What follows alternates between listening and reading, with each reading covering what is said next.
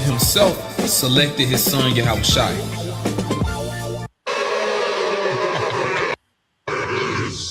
Cheers.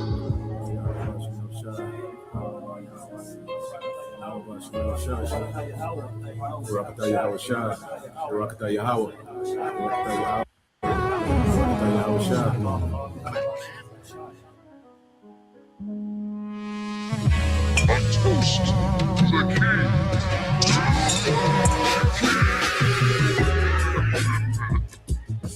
You elect will drink wine new with Yahushua. You elect. As of right now, we say hopeful elect. You elect of Israel out there will drink wine new with our Lord Yahushua in his Father's kingdom, which is going to be the kingdom of heaven here on this planet Earth once Yahushua returns. When our Lord comes back, one of the first things he's going to do is have a toast with his men. He's going to have a toast with his men, those that stood stiffly for his name and his Father's name. Let's read this one more time. Matthew chapter 26, verse 29. But I say unto you, I will not drink henceforth of this fruit of the vine, which is wine, which is made from grapes, as you know. And our Lord, he loves to drink. That's something that our Lord took pleasure in. He's not going to do it anymore until he returns to do it with you. Showing just how much he loves his elect, man.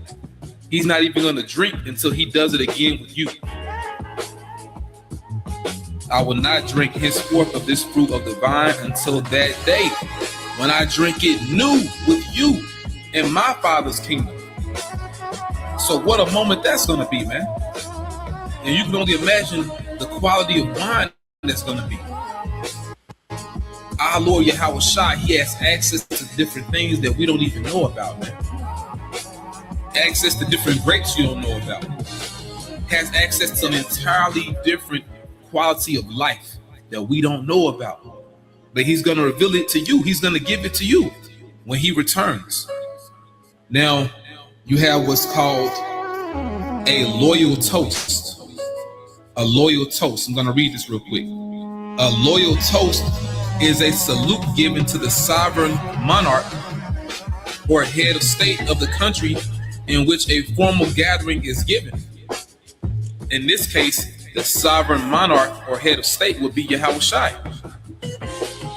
He's our sovereign monarch.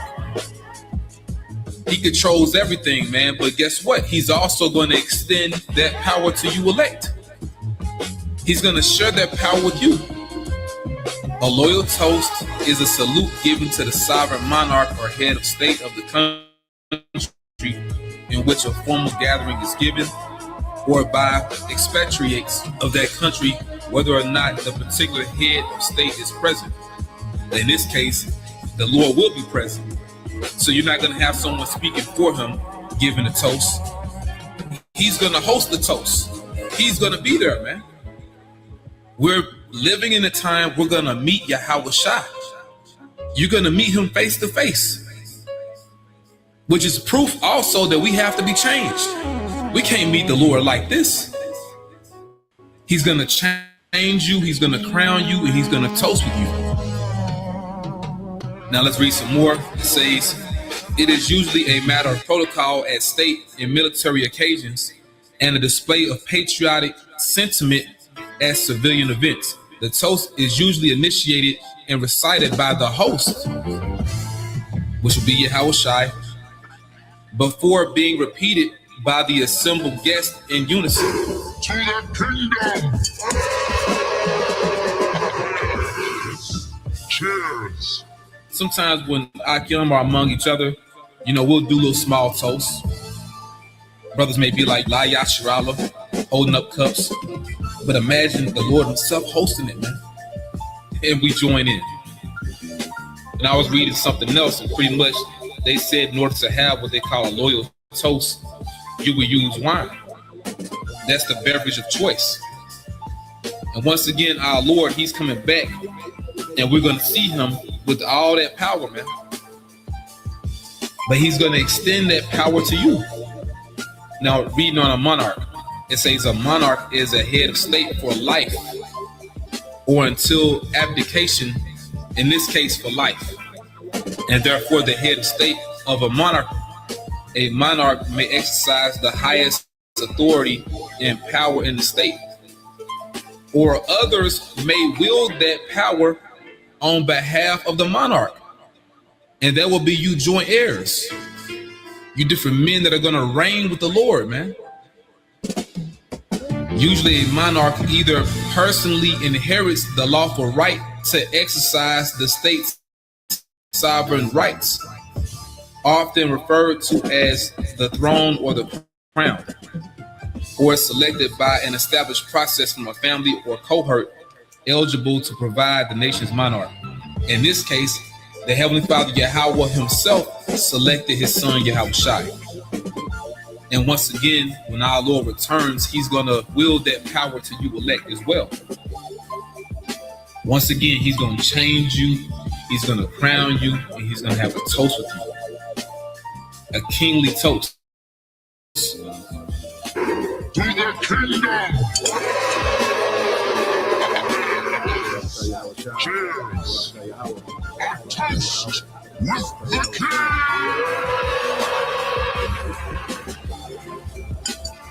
Raise your glasses, my friends. A toast with the king! A toast with the king! Raise your glasses, everyone. A toast to a prosperous future! To the king! To our glorious future!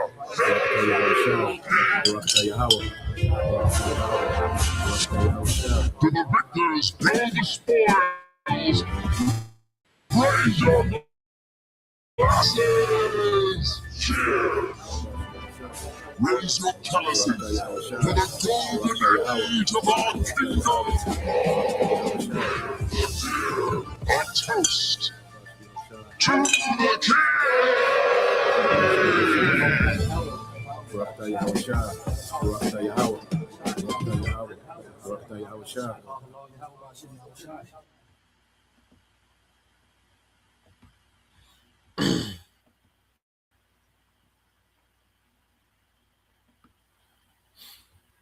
All right, Shalom.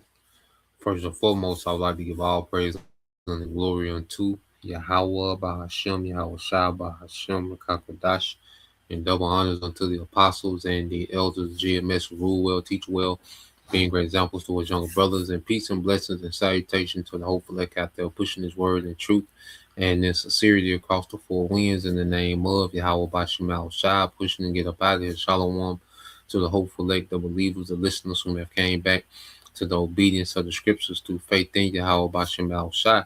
All right. And what I want to get into this morning, all right, dealing with morning news and prophecy, which, the talk of these last couple of days, has been, rumors of energy crisis, lockdown. Okay. And it's a lot more, all right, Esau, Edom, what we're looking at is a man trapped.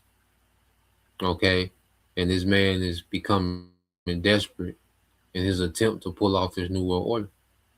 Okay. And, this devil, he's used to being in full control, and you can tell that prophecy, okay, is really starting, all right, to hinder this man in what he wants to do. Okay. To what he just wants out there. Okay. Because this whole energy crisis lockdown, when you get into it, this is extremely tacky.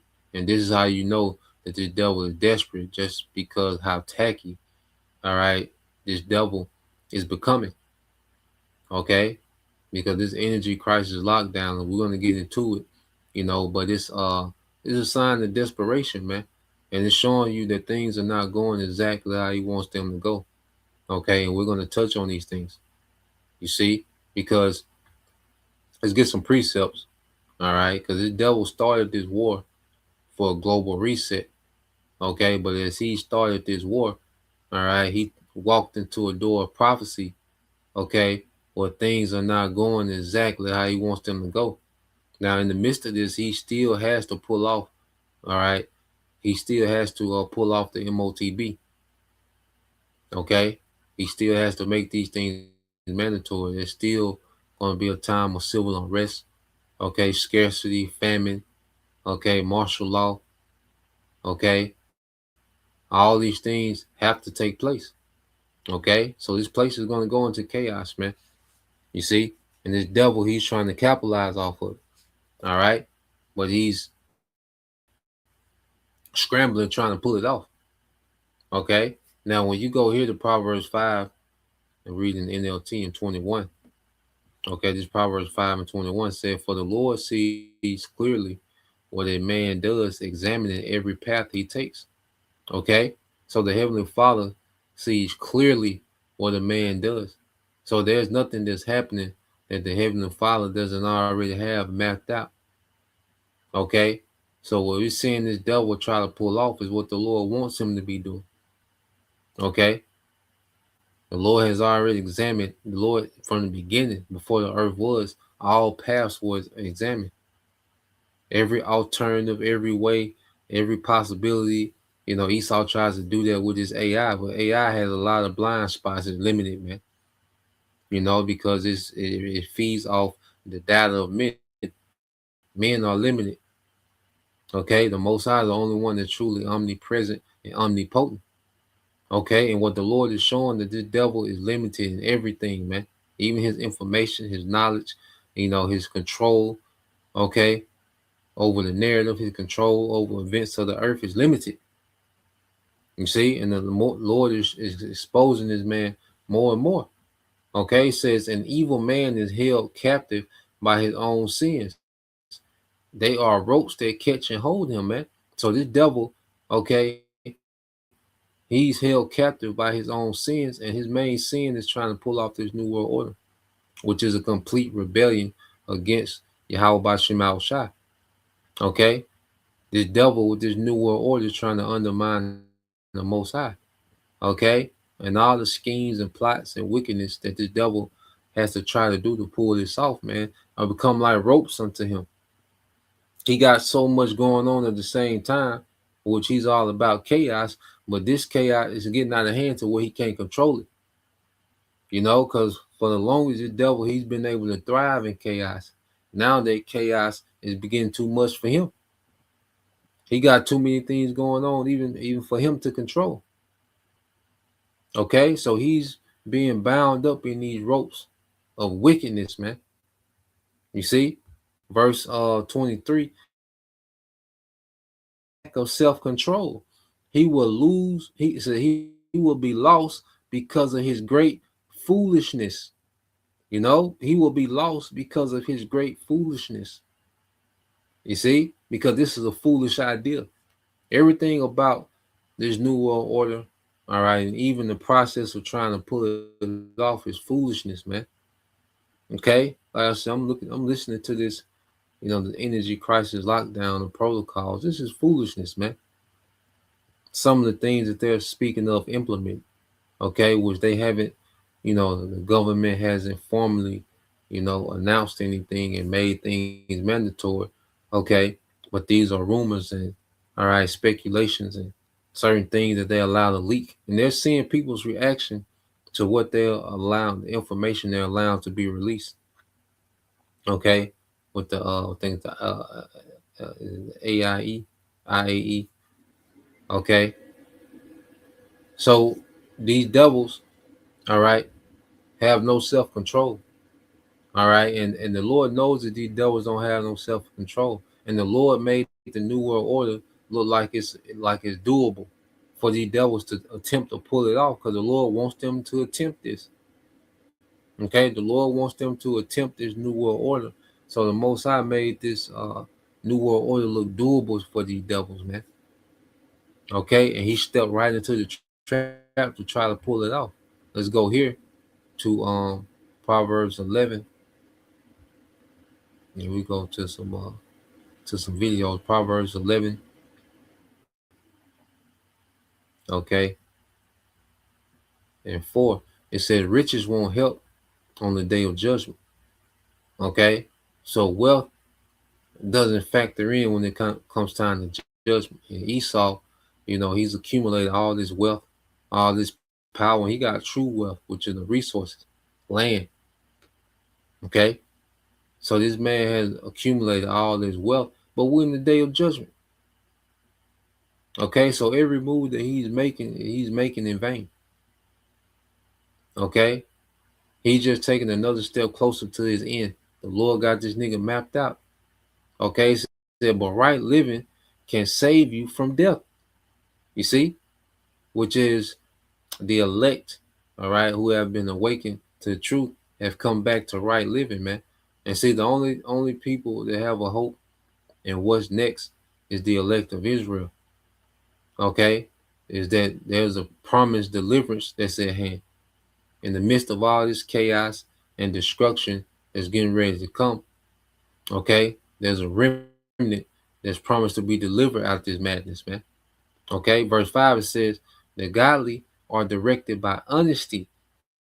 The wicked fall beneath their load of sin. See, this devil, he's taking too much on to himself because he believes his own hype. Okay, this devil believes his own hype, and he's trying to operate off that hype. He thinks that he, all right, is this all-knowing, all-powerful entity, man. He thinks that he's done leveled up, okay, to where he's in some type of playing field with the Most High. Okay, the Lord has gave this man access to technology. Like I said, he has this, this crazy wealth. Okay, he has this influence, his military might. Okay, to the point where this man, all right, he thinks that he can take on the responsibility of being the Most High, man. Okay, and we're seeing this nigga knees begin to buckle under that load. Okay, he's having a hell of a time trying to get this thing off the ground, man. Okay, it said the godliness of good people rescues them. The ambitions of treacherous people traps them. You see, the godliness of good people, which is a hopeful elect, we're going to be rescued from this time. Okay, but the ambition of the treacherous, which is Esau, Edom, beginning with Amalek, it traps them, man. He's trapped.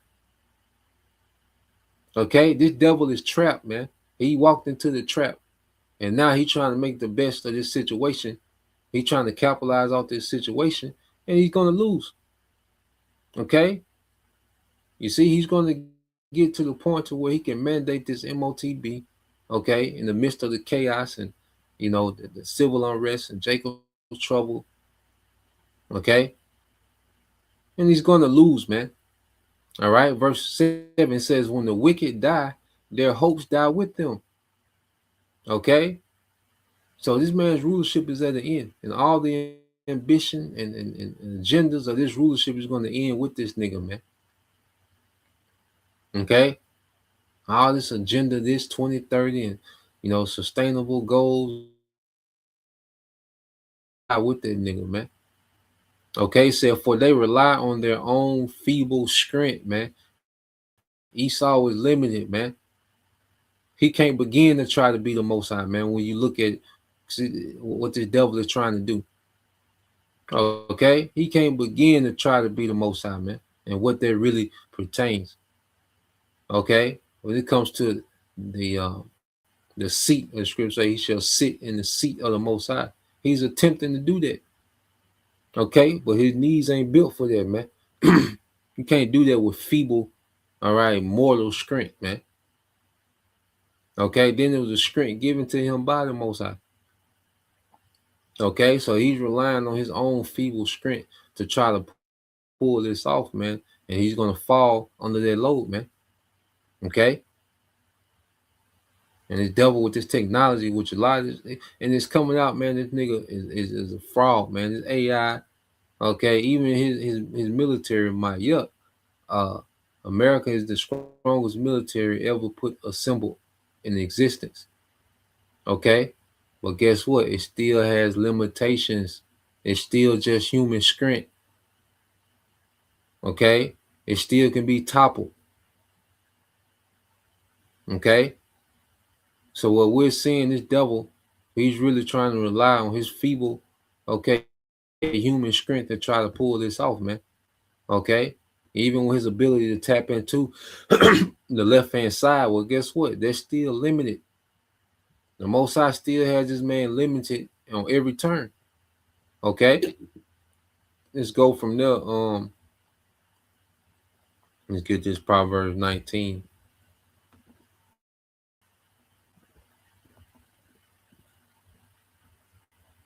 This book of Proverbs 19 and 21. It says you can make many plans, all right, but the Lord's purpose will prevail. Okay, so no matter what this devil is planning, you know, these energy crisis lockdown, this lockdown, this grid shut down, this and that. Okay, it's gonna be the purpose of the Lord that's gonna prevail. And their purpose is to establish Yahweh Shai as the King of Kings in the earth, man. The throne of David to be established in the earth in righteousness, man. Okay, a remnant being delivered. Okay, for the sake of what aiding Yahweh Shai, okay, and his rulership to come. This righteous rulership that's to come after this, man. Okay, so let's go from there.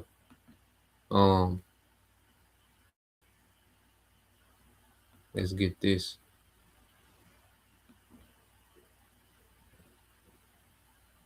Yeah, brother got that. So let's go here first. Dealing with the and this video is done by the beloved Elder Brother Jaquat from down here in GMS Mississippi camp. All right, challenge GMS dedication. Okay, and I'll put the link in the comment.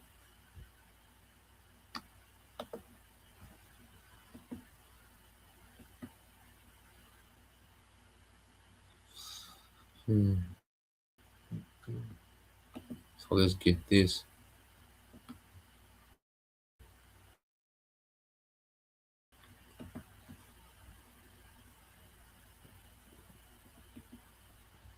That precept from the brother.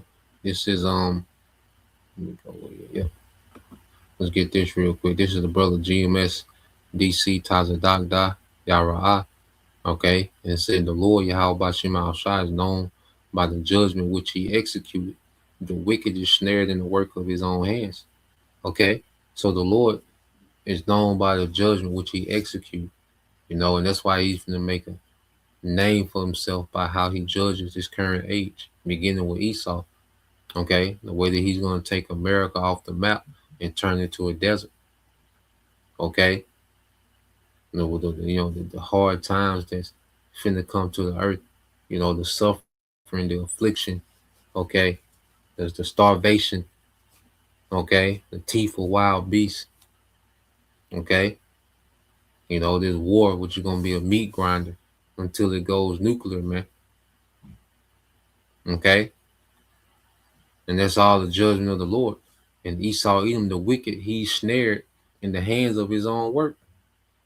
All right, in the work of his own hands. This devil is snared. He's falling into the trap based on all this wickedness that he got going on at the same time because he got too much going on. Okay? Esau is spread thin.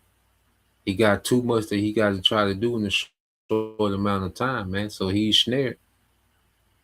Okay, and these things are now starting to work against this devil, man. Okay, so let's play this.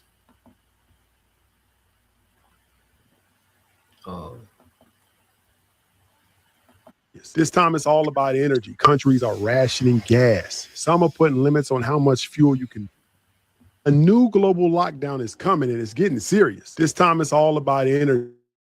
Countries are rationing gas. Some are putting limits on how much fuel you can buy. Others are even grounding flights. Slovenia has already become the first country in Europe to implement fuel rationing. South Korea is doing the same thing. They're putting QR codes at the gas pump that limits how much gas each citizen can buy. The Philippines is trying to ground all flights because they don't have any fuel. American Airlines has cut flights by 5%. Governments around the world are trying to push work-at-home mandates to save fuel. Even the International Energy Agency is trying to restrict non-essential travel. Now, does this sound familiar? In 2020, we were told that lockdowns would only last a few weeks. It lasted years. Now, instead of a health crisis, we could be entering a period of peak energy, and that could be just as dangerous as a virus. The new world will be dominated by the power triad: compute, data, and energy. Energy is the foundation of everything. If oil prices don't start coming down, if geopolitical tensions continue, it will keep impacting supply chains, financial markets, global stability. This is bigger than the COVID lockdown. This is a system shift. You ready? Yeah, man. So let's go here. Jump a little further into. But yeah, so now the thing now is they're speaking of these energy, all right, lockdowns, these global energy lockdowns, with some nations, like I said, they're already, having to start to ration gas, 4-day work weeks. They have to remove a day from the work week, to try to conserve energy and this and that. And these devils, they want to capitalize off this situation. Now, the elites launched this war, okay, between America and Iran for a global reset. Okay. This is the intent for them launching this war. All right. And we have to understand that these elites, they want to control of their Strait of Hormuz. Okay. Because of all the energy that flows through there, because the main thing that AI needs is what these data centers. And these data centers run off LNG and diesel. Okay. And so what we're seeing is this is starting to turn into a war of resources. Okay. Now, the Strait of Hormuz being closed, of course, they can capitalize off that, man. All right. But you can tell these devils really wanted to have control over the Strait, full control, just like they have control over the flow of Venezuela oil. Okay. Now, they don't have any infrastructure down there where they're, extrapolating the oil. Okay. And they directly capitalizing, but they are able to control the flow of Venezuela because they got their puppet down there. And vice president, the little chick that was Maduro, the vice president, she was an agent. Okay, she was a plant. Okay, that's why it was so easy to get that nigga out of there, and she's complying, all right, with Western, all right, policy, with American policy is where Venezuela oil goes to. That's why China has been cut off, because they cut China off from Venezuela. You see, as we understand that they go into this new world order, they're fighting. Okay, they're not going into this new world order holding hands. Now, all these nations agree when it comes to the new world order that they want, this technocracy, the digital world order. Okay, these nations agree on that point. These elites agree, but then there's divisions. Remember, the elites are divided. These nations are divided. Okay? So what we have to understand, when they went in Venezuela, what did they do? They cut China off, and they cut Russia off from Venezuela oil. Okay? They cut off Iran. All right? Now Venezuela oil goes where the West wants it to go. You see? So then, when they went to war with Iran, they wanted to do the same thing. They wanted to cut off China, okay, and they wanted to cut off Russia, mainly China, okay? But since it didn't go like it went in Venezuela, now, all right, they're having to pivot and do other things, okay? Because this energy lockdown, just listening to it, is tacky, man. It sound thrown together. Okay? And these devils are trying to capitalize off, okay, this war. No matter how it's going, they still want to capitalize off being able to cause these energy lockdowns, man. Okay?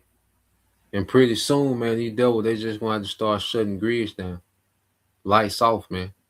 To really get this chaos the way they wanted to get it, man. You see? But let's play a little bit of this going into the energy crisis. and 22, including the 2 week to flatten the curve, which turned into 2 or 3 years, and all the other crazy stuff. You'd want to hear about it, right? To be prepared, to be aware, to know what's coming around the corner. Well, we have an idea as to what is about to happen because of the energy crisis that's looming right now and really in the midst. So listen to this. The International Energy Agency released their Sheltering from Oil Shocks report on Friday.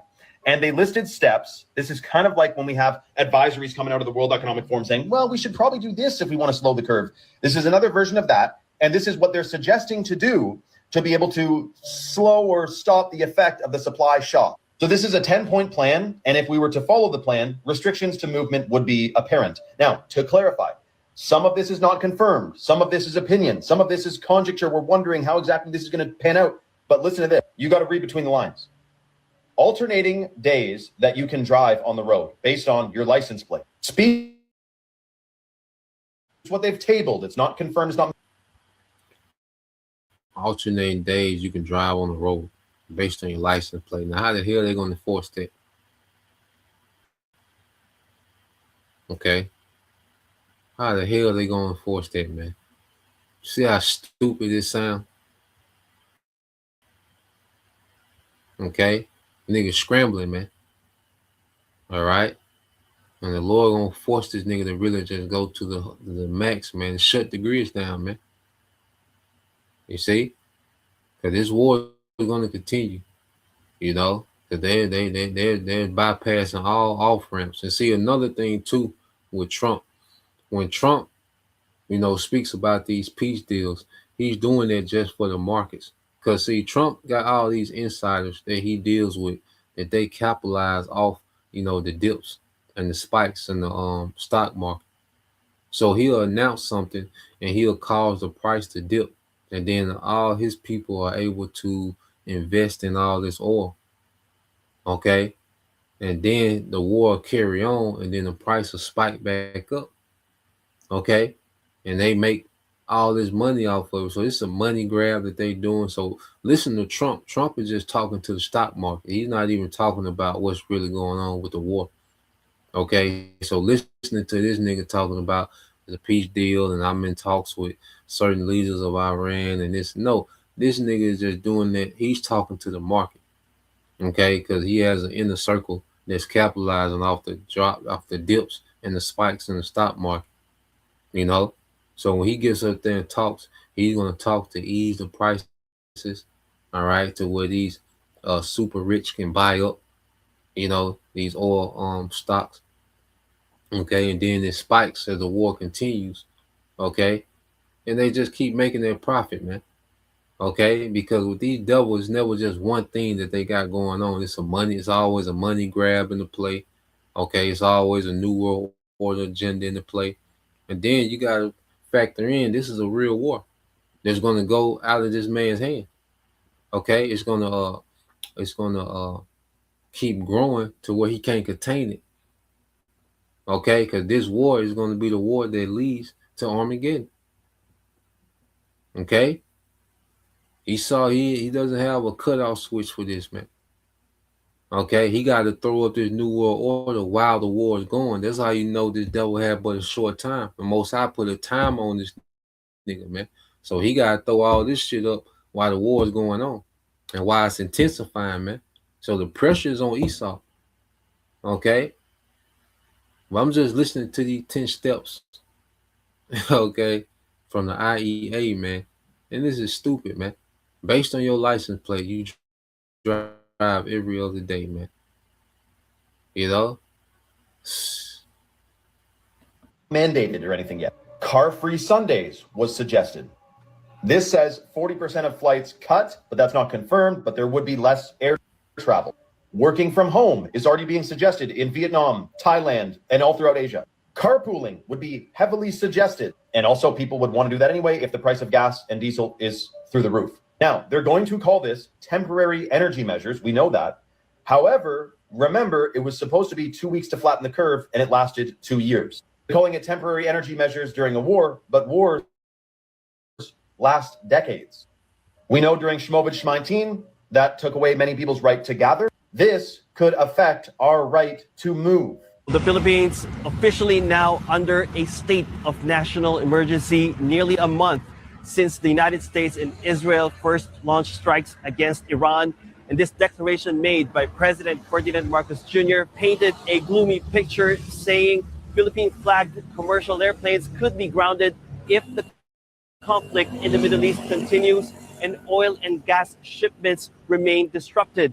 But nothing exemplifies this state of emergency more than petrol stations across the country where prices have been soaring. And you can see here diesel prices already in the 3 digits, equivalent to more than $2 a liter, prices that were unimaginable just 4 weeks ago. And that's why senators have been urging the president to declare a state of national emergency. And finally, on Tuesday evening, the president relented.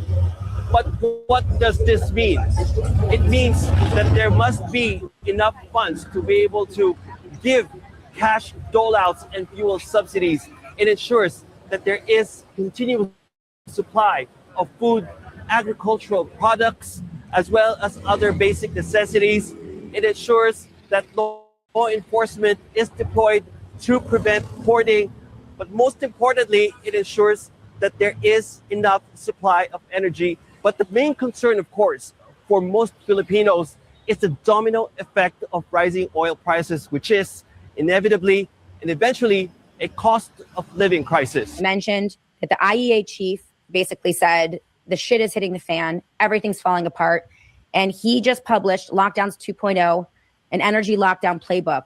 They released a 10-point plan over the weekend telling governments to restrict driving, ground flights, force remote work, and ban gas cooking. They called it sheltering from oil shocks, writes Aaron Day. Here's the plan. Number one, they are recommending alternating driving days based on your license plate number, odd plates on Monday, even plates on Tuesday, and countries are now already implementing this. They're recommending mandatory speed limit reductions on every highway, not for safety, but fuel rationing by another name. You can still drive, just slower and less often. Number three, avoiding all air travel where alternatives exist. They didn't define what that actually meant, but the ambiguity, writes Aaron Day, is the feature. It lets regulators decide after the fact whether your trip was essential or not. Non-essential versus essential. Does that ring any bells? Here's another one. Switch from gas cooking to electric. The IEA is now telling you what appliances you can use in your kitchen.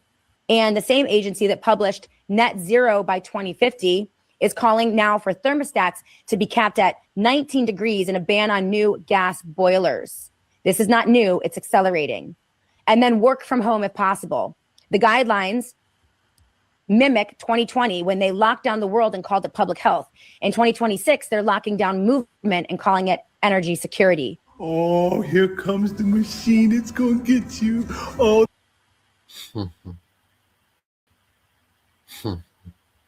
Yeah, this nigga tacky, man. You know, you can tell that that was just thrown together. You know, and I'll be interested to see how they gonna roll that out, man. You know, but it's the devil, you know. But then you still have false flags, you know, they can, you know, black swan event that can happen. You know, it's a lot that can happen. The devil, he gonna have to come with it. You see? This playbook here, man, everybody calling it out. You know, everybody already, and see, he let these things leak. He let this information leak to see the reaction, man. And the people are calling it out. You know, so it's something that this devil could, you know, come out with. All right, he can draw back and come with something else, man. We'll see, man. Okay. But just me speaking as a man, man, that's tacky, man, with this devil, this energy crisis thing, this tacky as hell, man. Okay, and the implementation of it to actually enforce it, because you can suggest anything, but how you gonna enforce it? You know, how the hell is the devil gonna force? Okay, everybody driving slower. People do double the goddamn speed limit, man. Okay, how he gonna enforce all that, man? Okay, it was much easier for him to enforce, all right, those C19 mandates than this energy shit. Okay, but we'll see. You know, I might be tripping. But let's go here just to show you how all over the place this nigga is, man. You know, let's go here. Because you know you had the thing with the with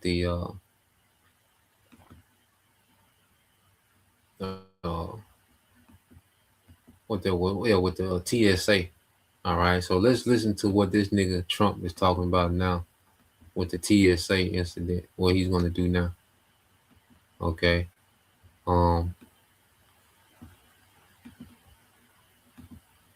then if a brother could get that what's that at First Corinthians, how he should make, you know, a wise foolish. I believe it's First Corinthians. Okay.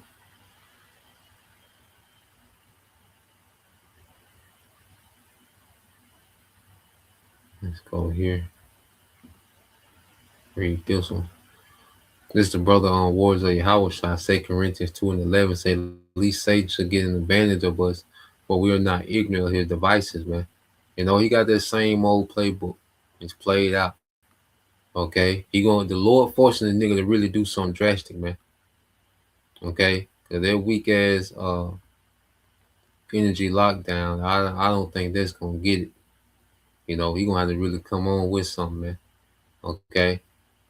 So let's you know, as I could be wrong with me just looking at it. Nah, nigga.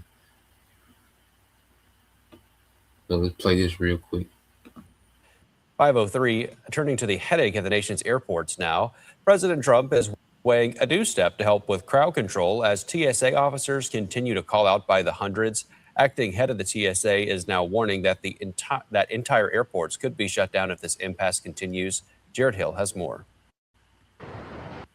No end in sight to never-ending airport lines amid the partial government shutdown. We actually got here like 3 hours before, just in case, but we still didn't make it. President Trump now offering a new plan. We're going to send in the National Guard if we need to. The threat as he points fingers across the aisle for the nearly 6-week-long stalemate. The radical left Democrats need to get DHS back and open immediately. Wednesday, So now he talking about sending in the National Guard.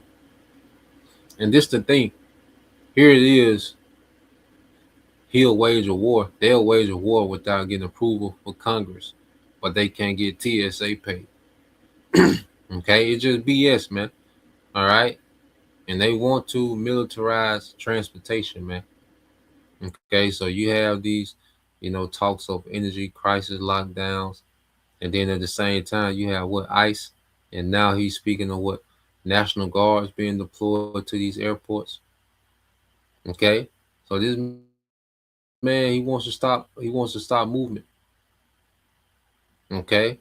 Well, I say it's going to take, you know, a more than them lockdowns, man. He's going to have to do something drastic with it.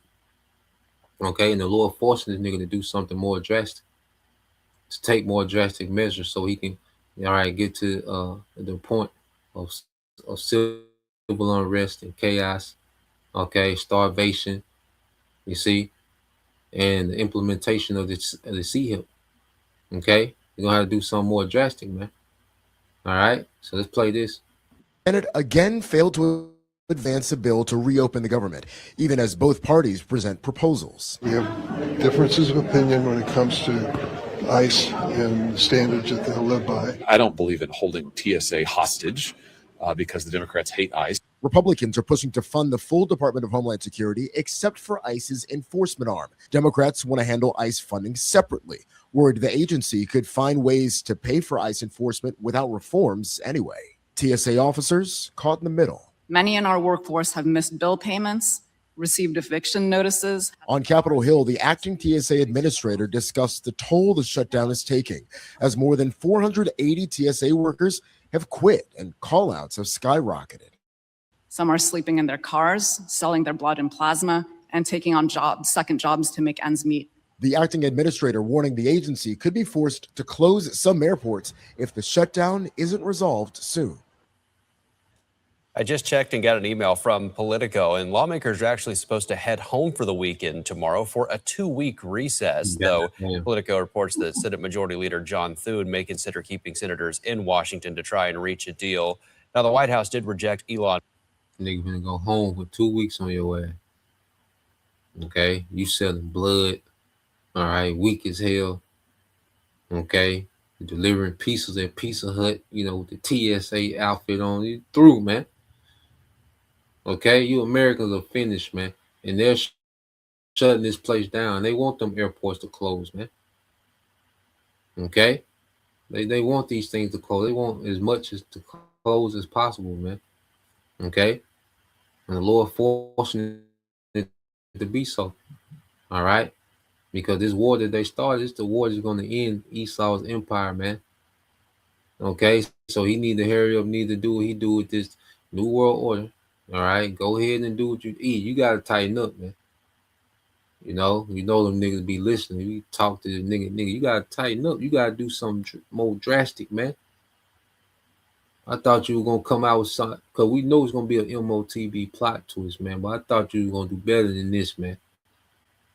You know, you gonna have to come on with something, man. Okay, you don't got that time like that, man. All right, cause the war just get worse for you, man, as this thing goes on. You gonna have to come on with something. All right, so let's go. Let's cue this up.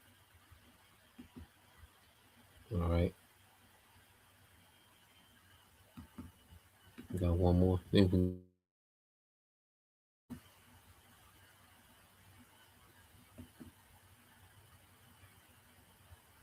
go. I got quite a few things. Okay, these small hats trying to draw, you know, these EU nations into the war is not working. Okay, let's go here. Let's get these two, and then we'll go there. Got a few more. So yeah, let's go here.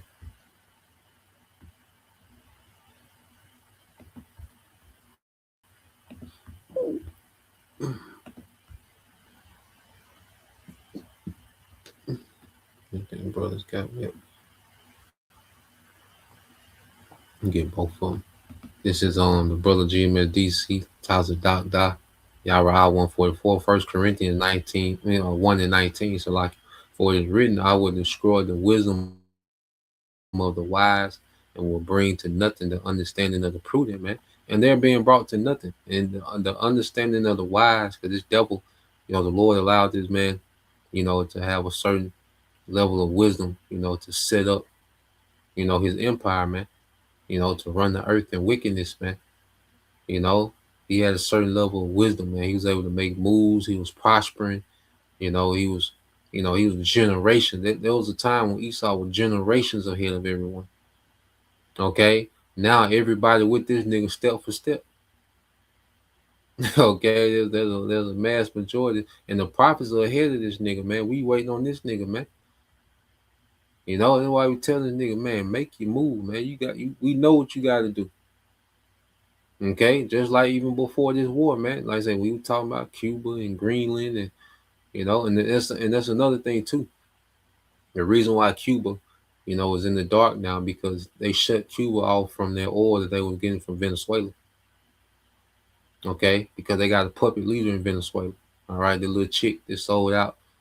Okay, so that's why Cuba is in the dark, because they're cut off from their oil in Venezuela, and they wanted to do China like that by cutting them off from the Strait of Hormuz. They wanted when they were saying regime change, they wanted a puppet leader in Iran that was going to give the West control of the Strait of Hormuz and what goes through and what comes out. Okay, and it was going the same way that Iran is strangling, all right, these Western nations. All right, the West wanted to do that to these pro-Russian nations. You see, if it would have went exactly according to plan, there would have been a puppet leader in Iran. America would have full authority over the straits. Okay, and they could have choked out whatever nation they wanted to choke out. Okay, but it's going the opposite way. So now this nigga he had to rush some type of plan out, man. Because you can tell that energy crisis shit, they will throw it together, man. But your name, your license plate, even license plates drive on money, the odd license plates drive. Nigga, shut up. Okay, that's stupid. All right. This is on 1 Corinthians 1:20. It says, "Where is the wise? Where is the scribe?" This is brother GMS all in. All right. This is brother Anah. It says 1 Corinthians 1:20. "Where is the wise? Where is the scribe? Where is the disputer of this world? Have not the Most High made foolish the wisdom of this world?" But how foolish does this man sound with what he's trying to do, man? Let's say even the whole New World Order, put a C-hip in everybody, put cameras everywhere, surveil everybody. How stupid is that, man? Okay. Let's go here. This is on the brother Yashima tribe of Judah, 1 Corinthians 3:19. "For the wisdom of this world is foolishness with the Most High, the wisdom of this age." Okay, and people look at this man like he's just so wise and he got it all figured out, and he's just so innovative, and like like Esau, just this miracle nigga walking the earth, man. He's the exact opposite, man. This nigga's a plague to the earth, man. Okay. So for the wisdom of this world is foolishness with the Most High, for it is written, "He taketh the wise in their own craftiness," man. Esau is taking his own craftiness, man. Okay, he taketh the wise in their own craftiness. So all this craftiness and slickness and treachery, he's just taking himself, man. He just entrapped himself, man. Okay, now he's in this war that he can't get out of, man. We're gonna get a video on that. All right. Yeah, so let's play this, because even Qatar is flipping, because we went into what? The dragons of Arabia. So Qatar has flipped. See, this is prophecy. Esau, this is beyond Esau, man.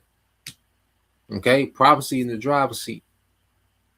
Okay, so this nigga got to go where prophecy take this nigga, man. And prophecy got this nigga in this war, and prophecy gonna force this nigga to do something way more drastic than they goddamn their weak ass energy lockdown, man.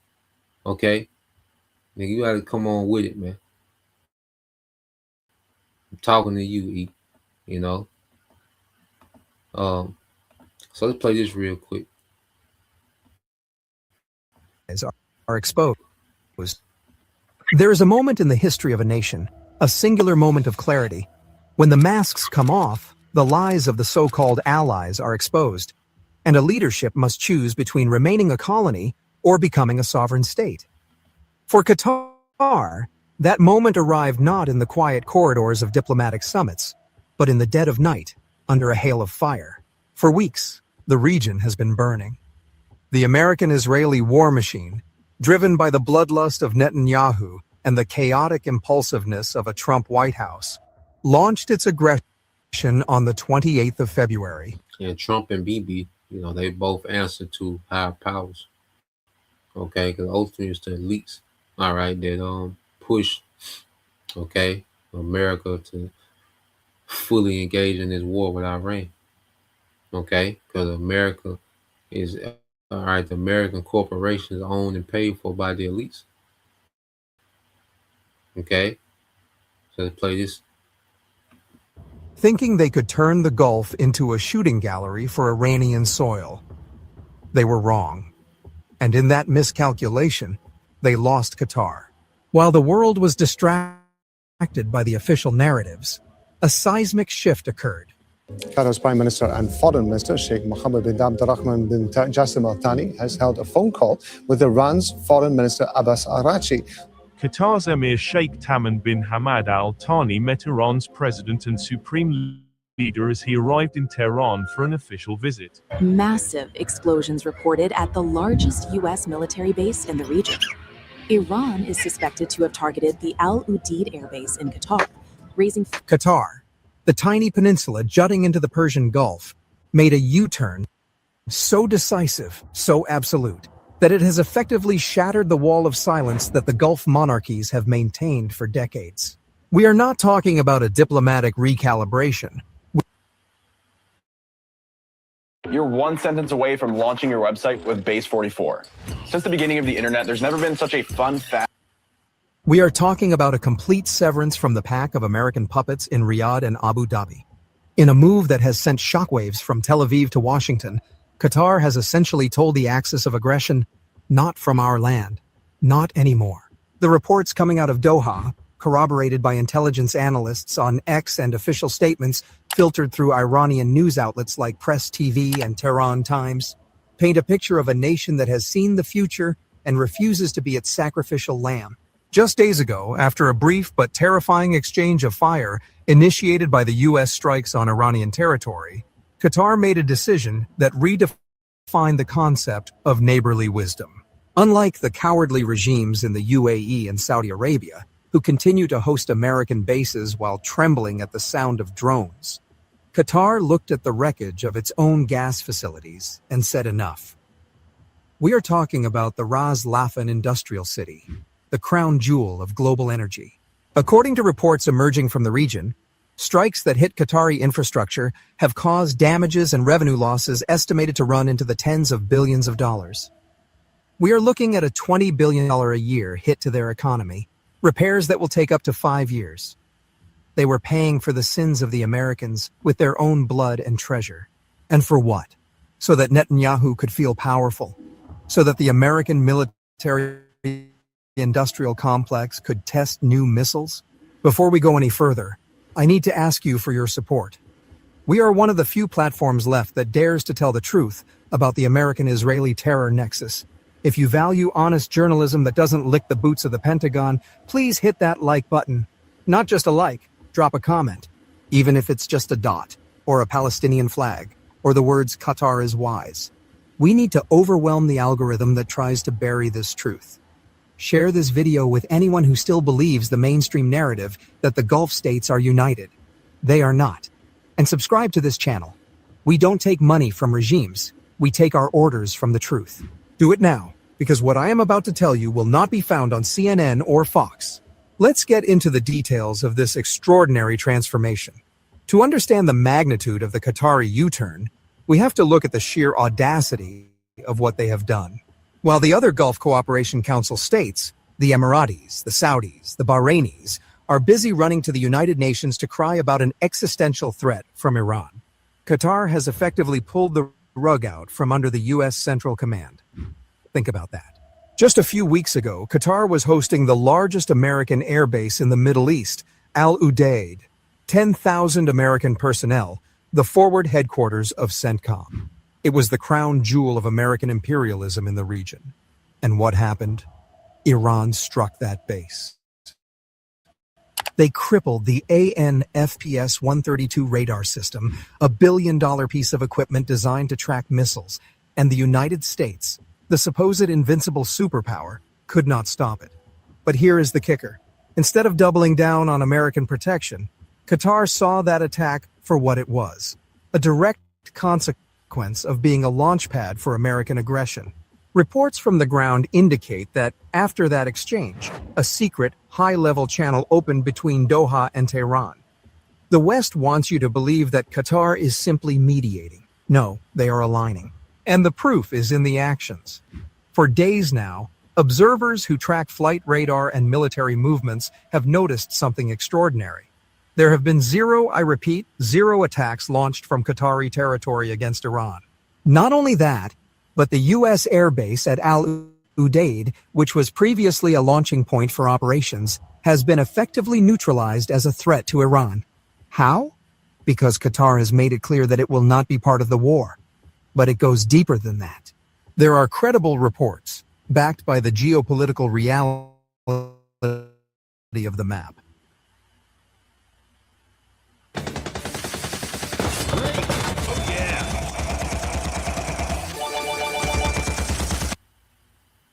That Qatar is now providing what amounts to a de facto air defense umbrella for the Iranian side of the border. The geography is crucial here. Look at a map. Qatar sits in a strategic position, separated from Iran by the narrow waters of the Persian Gulf. When Qatar refuses to allow its airspace to be used for strikes, And when it ensures that its own defense systems are not targeting incoming missiles aimed at Iran, it creates a buffer. The reduction in attacks coming from that area is not an accident. It is a policy. By effectively shutting down the American offensive capabilities from its soil, Qatar is shielding the Islamic Republic from one of the most dangerous vectors of attack. They have put a wall between the terrorists in Tel Aviv and the innocent people of Iran. But let's talk about the money. So, yeah, Qatar, they done flip, you know, and Turkey gonna flip. These other Gulf Arab states gonna flip because it's all according to prophecy, man. It's the will of the Lord that's happening, man. Okay? The Lord is doing his pleasure, man. Brother, get that Isaiah 46 verses 9 and 10. So Qatar done flip. And there's gonna be other Gulf Arab nations that's gonna flip. See, prophecy tell it all, man. With this nigga got this, Esau got this going. I'm trying to do this, nigga. I'm gonna send the National Guard to the airport. I'm gonna send ICE to the airport. I'm gonna send some Marines. I'm gonna do this, nigga. All that tacky, throw together shit ain't gonna work, man. Okay, and just look at these niggas. The screen stopped on these niggas, man. Look at Esau. Look at Trump. Okay, nigga don't got a clue, man. Okay, the Esau ideas look like Trump hair right here, man. All over the goddamn place, man. Okay, he don't got it. You see? So let's go from there.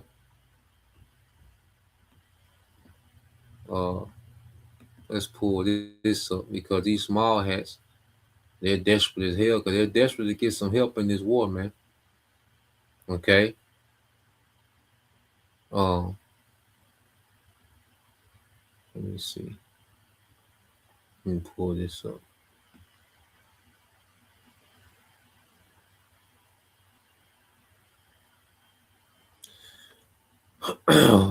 Let's see. Yeah, let's go here. And then what we have to understand too, you know, it takes a lot of diesel and LNG. Now America produces a lot of LNG, liquid natural gas. Okay, but the data center they use so much resources. Okay, that's another thing too. He wants to shut down. He wants to slow people using resources because he needs that for the data centers, man. You know, he needs more energy to get these data centers going because that's the brain of the New World Order is these data centers. Okay, this DPI, digital public infrastructure, it's them data centers, man. Okay, because matter of fact, I think I pulled up. Then we'll get back to that video.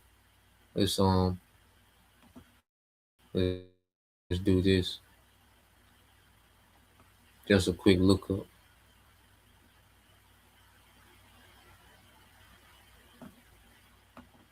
So I looked up this.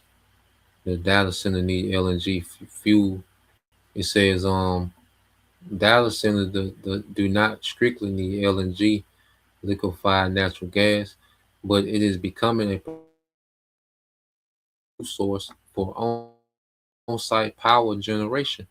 LNG or compressed natural gas (CNG) is used to bridge grid shortages and provide 24/7, especially for AI intensive facilities needing say 5 nines, which is 99.999%. All right, you see the 666 in that. All right, reliability.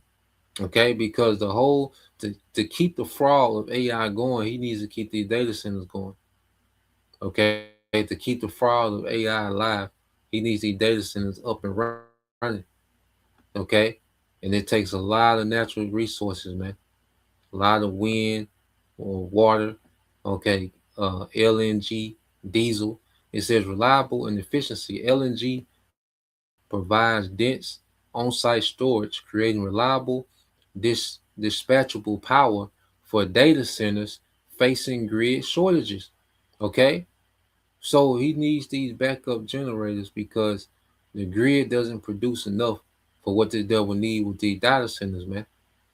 Okay, so that's another thing he wants to control the energy because he needs this for his data centers, man. Okay, and it shows you how limited this nigga is, man. Okay, he's limited. Okay. Power and AI said natural gas remains a primary fuel for data centers as they manage high energy AI workloads. Okay. So he needs all these resources. He's boasting this technology, but look how much resources this shit take, man. Okay. And it's just destructive to the earth. All right. And these nations finna go to war about these resources, man. Okay. Is all of them want to be, all right, number one in the AI race, and which they all, they work together, but then there's also division. Okay. They want to be the one to have the edge when it comes to AI. Okay, because these nations, all right, they want to be in that spot that America had in the old world. Okay, it says some projects are exploiting using their cold energy from regasifying, all right, LNG to cool data centers, reducing energy usage, man. So he's still trying to figure out this data center thing. How to fuel it, how to cool it. Okay, so let's see what countries have the most LNG. Let's see what countries produce the most. All right, LNG and diesel. LNG and all right. Oh, select.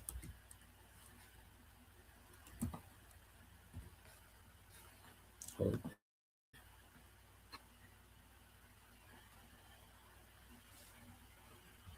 Right now, you look at it. It says the United States is currently the world's leading producer and exporter of liquid natural gas (LNG). But see, they want to use that for data centers. So really, America shouldn't be having to have, an energy crisis. Okay, but because it's an agenda behind it, America gonna have to go through the same thing that the rest of the world is going through.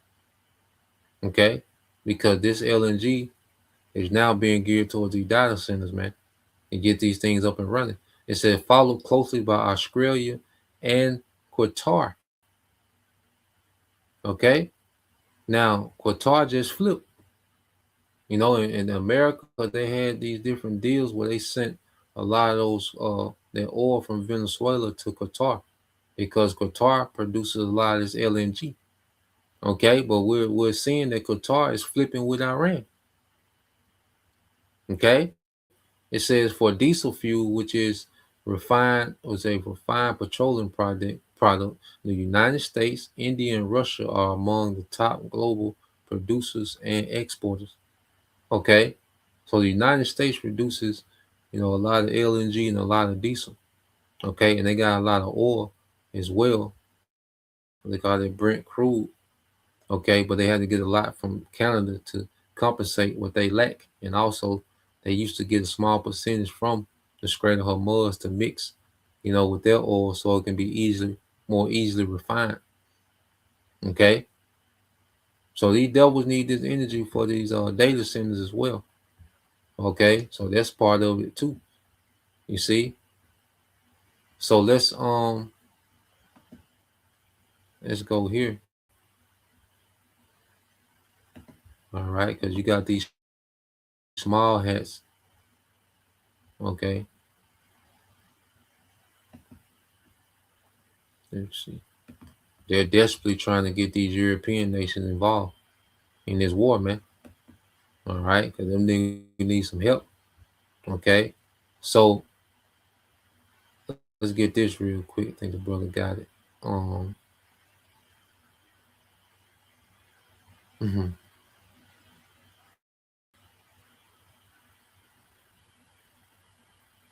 This is the brother.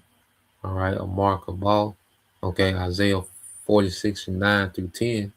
It says, remember the former things are old, for I am the Most High, and there is none else. I am the Most High, and there is none like me. Okay, so the Heavenly Father, he's separating himself from all these false gods, and he's showing that he's, You know, because Esau, he tries to make it seem like he is a guy, but he's showing the Most High finna show, nigga, I'm different. Okay, that's what the Lord finna show, and he's finna do it through prophecy, man. And he's confounding Esau, man. Esau was confounded. Okay, this nigga is confounded. He's scrambling. Okay, said declaring the end from the beginning and from ancient times, the things that are not yet done, saying, my counsel shall stand, and I will do all my pleasure, man. So we're seeing the Lord do all his pleasure, man. And everything that these devils are doing is failing. Okay, they wanted control of their scrape. It failed. Okay, now they want these other nations to come into the war to aid, and that's failing.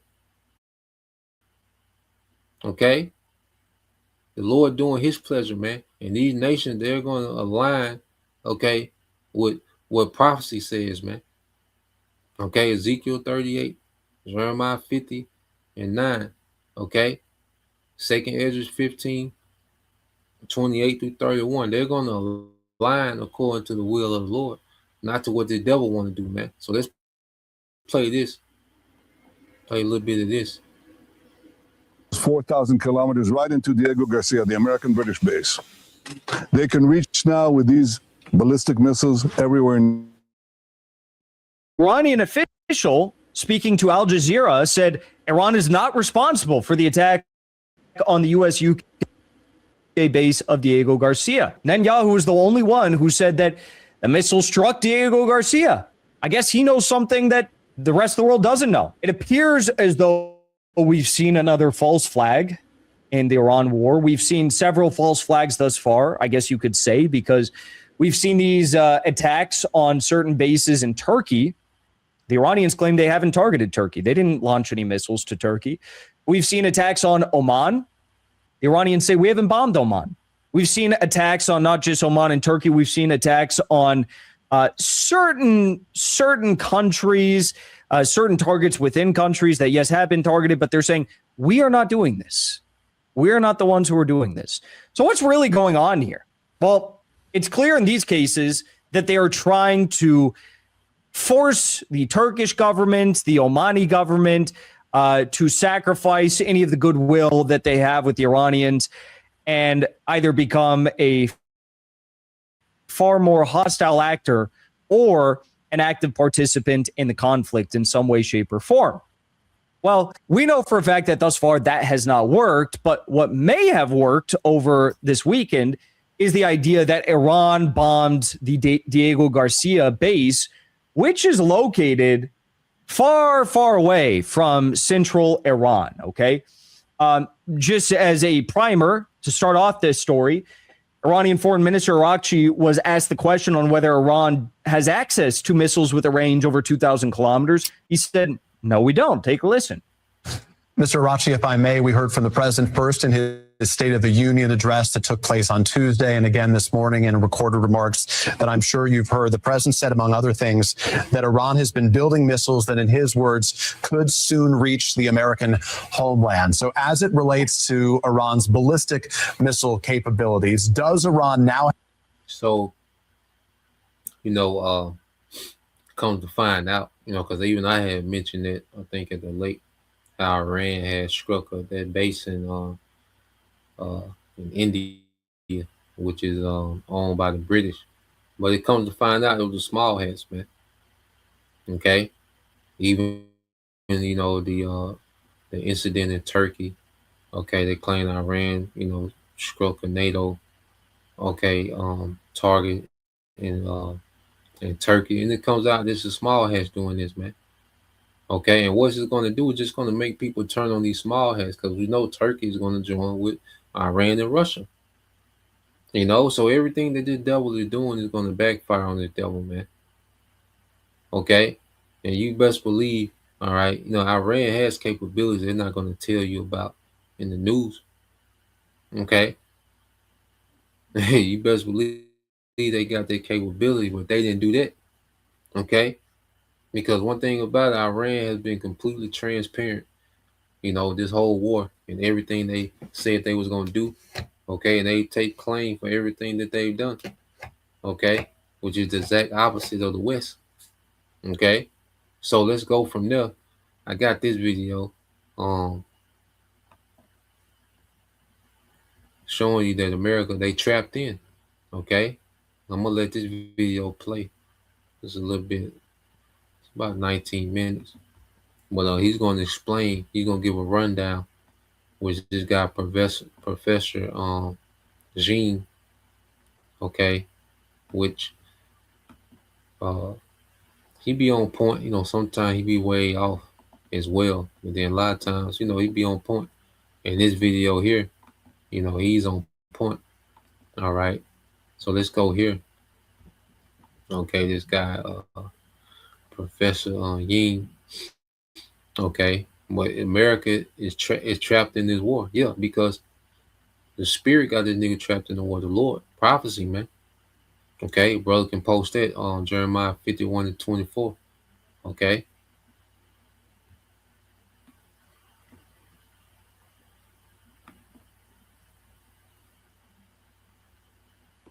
So today I want to talk about something that I think is the most important question of this entire war. Not who is winning, not how many strikes have been launched, not what Trump said yesterday or what Iran threatened today. The most important question is this: can America actually stop this war? Can it negotiate a ceasefire? Can it withdraw? Can it find a way out? And the answer, when you look at it carefully, is deeply unsettling. America is trapped. It is stuck. It cannot go forward and it cannot go back. And today I want to explain exactly why, step by step, in simple, easy to understand English. So let us begin. Part one. This war has its own momentum. The first thing you need to understand about this war is that once a war like this starts, it develops its own momentum, its own logic. It stops being something that politicians and generals control, and it starts controlling them. Think about Ukraine. That war started in February 2022. And from the very first weeks, both sides knew that a negotiated settlement was possible. Both sides knew that continuing the war was causing enormous damage, enormous suffering, enormous economic cost. And yet, 4 years later, that war is still going, still grinding, still destroying lives and economies on both sides. Why? Because once a war starts, stopping it requires one side to accept something deeply painful, to accept loss, to accept humiliation, to accept terms that feel unbearable. And that is something most governments, most leaders find almost impossible to do. This war in Iran is going to follow exactly the same pattern. Neither side will concede defeat, even when it is clearly in their best interest to stop. And this war could drag on for years and years.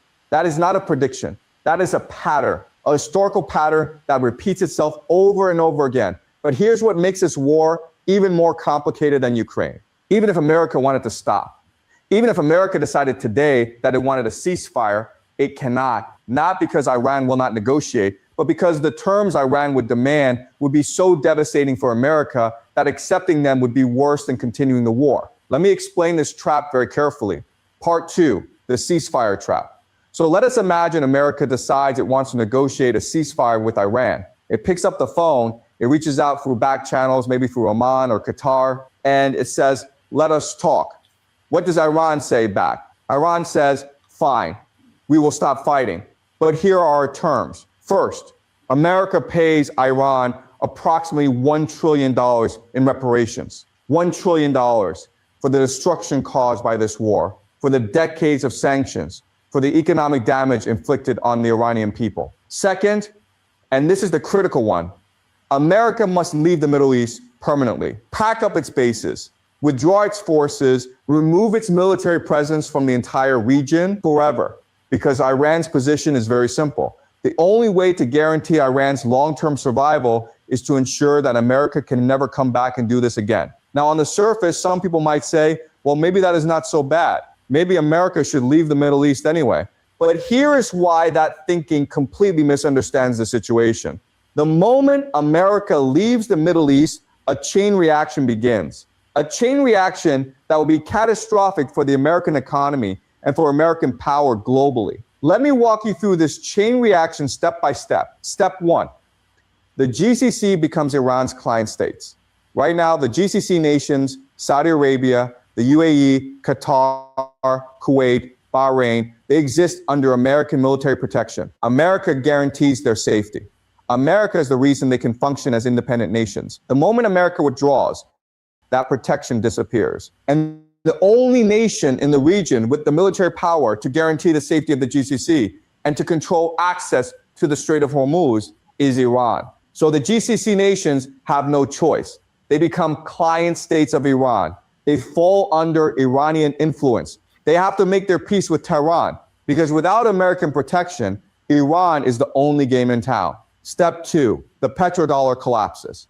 Now, here is where it gets really serious for America because the GCC is not just a collection of oil-rich desert nations. The GCC is the foundation of something called the petrodollar. And the petrodollar is the single most important mechanism keeping the American economy alive. Let me explain this simply. The GCC sells its oil in US dollars. Every barrel of oil that Saudi Arabia sells, every cubic foot of gas that Qatar exports, it is all priced and sold in US dollars. That means every nation on earth that needs Gulf energy, which is most nations, has to hold US dollars to buy it. That creates a permanent global demand for US dollars. And then the GCC takes those dollars it earns from selling oil and recycles them back into the American economy. It buys American treasury bonds. It invests in American financial markets. It funds American debt. This is the mechanism, this petrodollar recycling that allows America to function with $39 trillion in debt, $39 trillion. The American economy is essentially a Ponzi scheme. It relies on foreign nations continuously buying US dollars and US debt to keep functioning. And the petrodollar is the engine that drives that entire system. Now, the moment the GCC falls... And America is able to just borrow so much money, you know, and to operate in debt because they're borrowing against the oil because so much oil, you know, flows through the Strait of Hormuz, you know, and all that oil was paid for by dollars. So long as that Strait of Hormuz, all right, is rolling in oil, okay, it's being profitable, okay, with oil, where America can borrow as much as it wants, okay, because there's always such a major supply on energy. See, the American dollar was tied. When you say petrodollar, you might as well, you could say the energy dollar, okay? So a lot of the world's energy relied on, okay, the dollar, okay? So as long as the world need energy, guess what? America was good to get a loan from, okay, these the bankers, okay? But with the petrodollar now being under attack, well, Americans' ability to function under all this debt, okay, is being crippled, okay?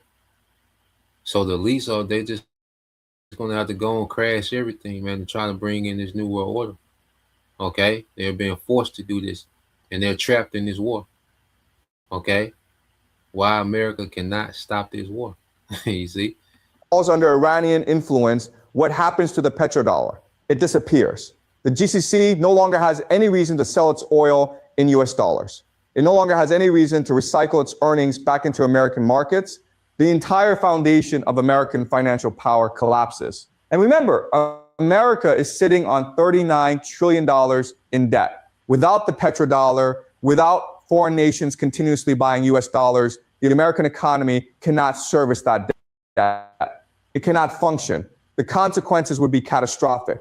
Step 3, Japan and South Korea remilitarize. So now let us look at what happens in Asia when America withdraws from the Middle East. Japan and South Korea are watching everything that is happening right now very carefully. They're watching America's struggle in Iran. They're watching the limitations of American military power being exposed in real time. And they're asking themselves a very uncomfortable question.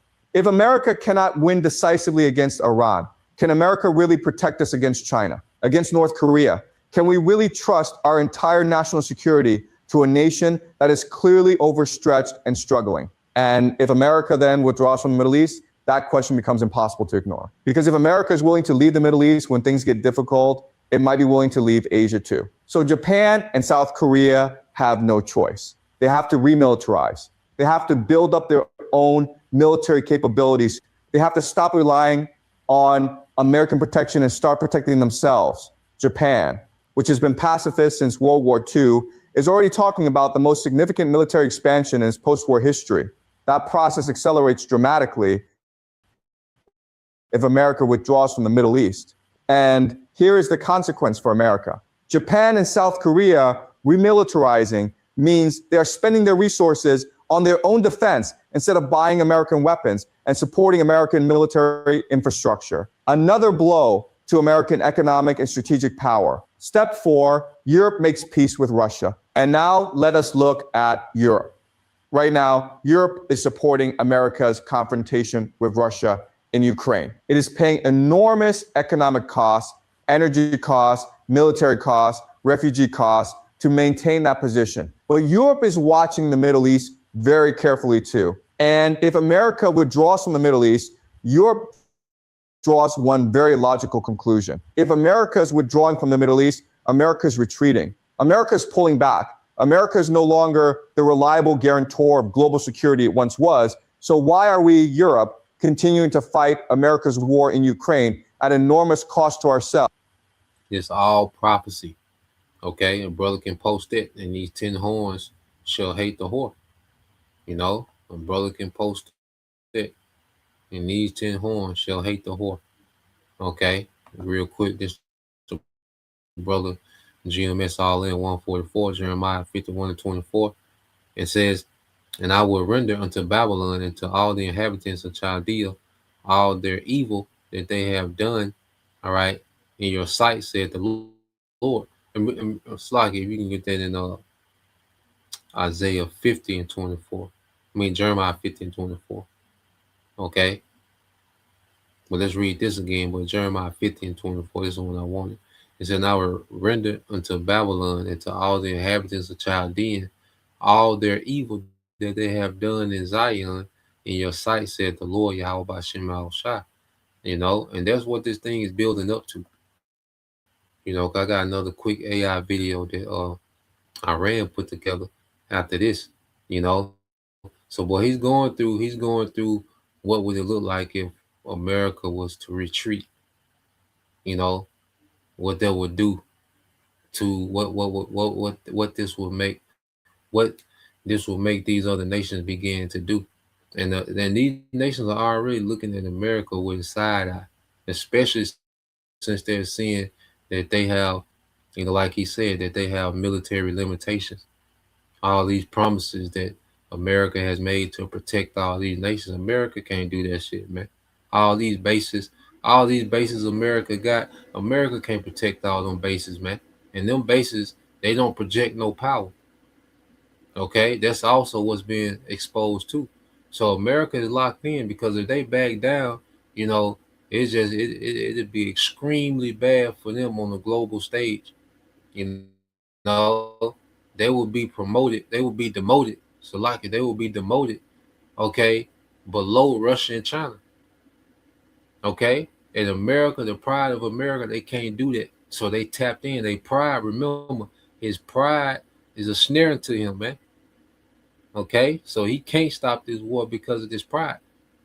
Okay, he will have to admit that he's weak. Okay, America will have to admit that it's weak, and it can't fulfill all these promises, man. Okay, and this nigga not gonna do that. He gonna keep going until America destroyed. Okay.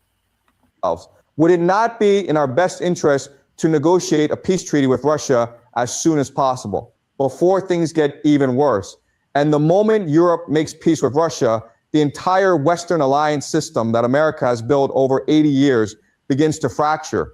NATO loses its coherence. American strategic dominance in Europe evaporates.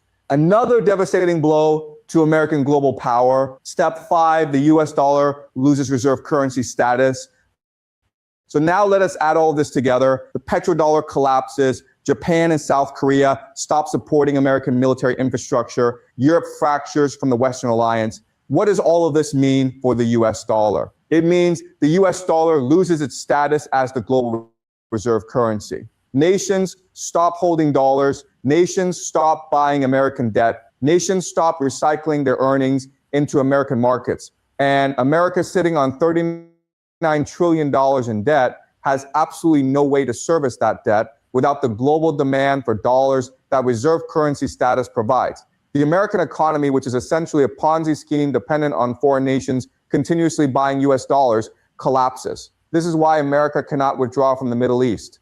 This is the trap. The cost of staying in this war is enormous, but the cost of leaving is even more enormous. America is stuck. It has no good options, only bad ones and worse ones. Part 3, the ground invasion trap.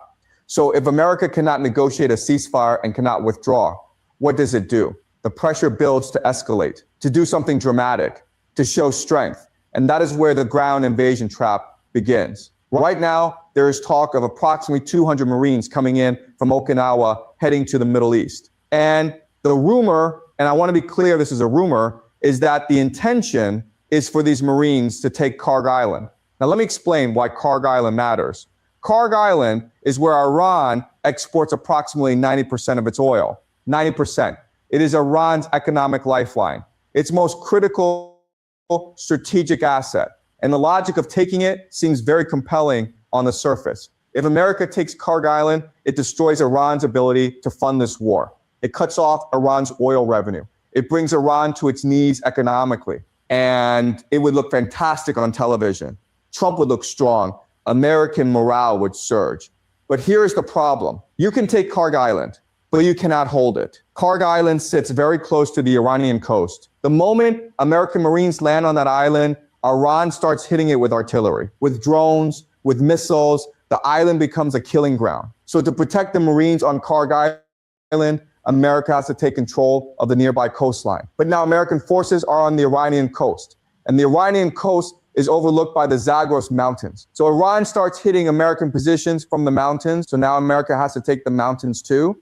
And once you are in the Zagros Mountains, you are inside Iran. You are occupying Iranian territory. You are no longer conducting a limited military operation. You are in a land war inside one of the most geographically challenging countries on earth. This is mission creep. And history tells us exactly where mission creep leads. In 1965, America sent 3,000 Marines into Da Nang in Vietnam. Just 3,000 Marines. A limited mission, a defined objective. 4 years later, America had 500,000 troops in Vietnam. 500,000. From 3,000 to 5,000. He says, once you commit, once you are inside, you cannot leave, because leaving means admitting defeat. And the sunk cost, the lives already lost, the money already spent, makes leaving psychologically and politically impossible. That is the sunk cost fallacy. And it is one of the most powerful and dangerous forces in all of human decision making. Once you have invested enough, once you have lost enough, you keep going. Not because going forward makes sense, but because stopping feels like all those losses were for nothing. America went through this in Vietnam. It went through it in Iraq. It went through it in Afghanistan. And it is about to go through it again in Iran. Part 4, why America is actually losing this war. And now I want to tell you something that most mainstream coverage is completely hiding from you. The American military does not want to fight this war. Not because American soldiers are not brave or capable, they are. But because the American military has war gamed this conflict, tested it in simulations, run the scenarios, modeled the outcomes countless times. And every single time they run the war game, America loses. Let me say that again. Every single time American military planners simulate a full-scale war against Iran, they lose. Why? Because the American military is built for a very specific kind of warfare. It is built for shock and awe, for overwhelming air power, for precision strikes that destroy an enemy's defenses in days. That is what happened in Iraq in 2003. America achieved air supremacy in days. Rolled into Baghdad in weeks, toppled the regime in under a month. Easy, clean, fast. But Iran is completely different. Iran has been studying America's military playbook for over 20 years. It has watched every American war, analyzed every American tactic, identified every American weakness, and built its entire military strategy specifically to counter what America does. Iran does not try to fight America the way America wants to fight. It does not mass its forces for America to destroy with air power. It disperses, it hides, it uses asymmetric tactics, drones, hypersonic missiles, underground facilities, proxy forces across the region. All of it specifically designed to negate America's advantages and exploit America's vulnerabilities. And nowhere is this more visible than with America's aircraft carriers, the USS Abraham Lincoln and the USS Gerald Ford. These are the most powerful naval vessels ever built. Each one carries enough firepower to devastate a small country. They are the ultimate symbol of American military power, and they are sitting far away from Iran's coast, threatening, posturing, but not actually doing very much, because getting too close to Iran means entering the range of Iranian drones and hypersonic missiles. And a carrier, for all its power, is also an enormous target. Losing a carrier would be one of the most catastrophic military and psychological blows America has ever suffered. So the carriers stay back, and Iran knows they will stay back. The Iranians have spent 20 plus years preparing for exactly this war. They know the American playbook better than most American generals, and they have the perfect counter to it. Part 5. What should America actually do? So given all of this, given that America... They finished. Ain't nothing America can do, okay, will be destroyed, okay? So he just went into how, you know, they trapped in. And the spirit of Yahweh Hashem Shah set that up, man. Prophecy got this nigga trapped to where he can't do nothing but go forward, man, and lose. Okay, so prophecy is in the driver's seat of all of this, man. Okay. This nigga, he's losing it. All right. So let's get let's get a few precepts. And then I got one last quick video. All right, this the brother here, GMS. All right, Shapal Rakah. Obadiah 1:7 says, all your allies, all right, will turn against you. They will help, all right, to chase you from your land. They will promise you peace while plotting to deceive and destroy you. Your trusted friends will set traps, okay, for you, and you won't even know about it, man. Okay, so America has been the one, all right, that's been committing treachery, okay, against all the nations of the earth. You know, America has been in a position to where it was able to do and have its way with these nations because, you know, the earth was in fear of their military might, man. Okay, and then you had the petrodollar, which, you know, those sanctions, you know, would destroy your economy. Okay, but as the Lord has allowed certain nations to thrive, you know, under those sanctions, mainly Russia, you know, even Iran, you know, they've been able to survive outside those sanctions. Other nations have joined in, and now you have a whole sanctioned economy. Okay, to all these sanctioned nations, you know, they pretty much bond together and they have their own thing going. Okay, so even those sanctions have worked against them. And these are the same nations, all right, that have these militaries equipped just to go to war with you. So all these nations that you put these heavy sanctions on have now made a military alliance that's finna take your ass down, man. So even them sanctions was a trap. Okay? And the way that you handle these nations when you was in the peak of your power, now that's finna work against you. Now they finna handle you in a certain way. Okay? Jeremiah 50:20 is the brother Anaji and Mess all in 144. I have laid a snare for thee, and thou art also taken, O Babylon, and thou was not aware, thou art found and also caught, because thou hast striven against the Lord, Yahweh Bashem al Shah, man. Okay? So you devils are found, okay? All right? You have been found out, okay? You caught, and this devil is caught, man. You know, Esau is caught. He's guilty as hell. He's caught. He's out there, okay? So he just, all is left for the devil to do is come down with great wrath because he got short time, man. Okay? Revelation 17:16 says, and the 10 horns which thou sawest upon the beast, all right, these EU nations, these shall hate the whore. Because dealing with America, America is the worst friend to have. America is the worst ally to have in these times.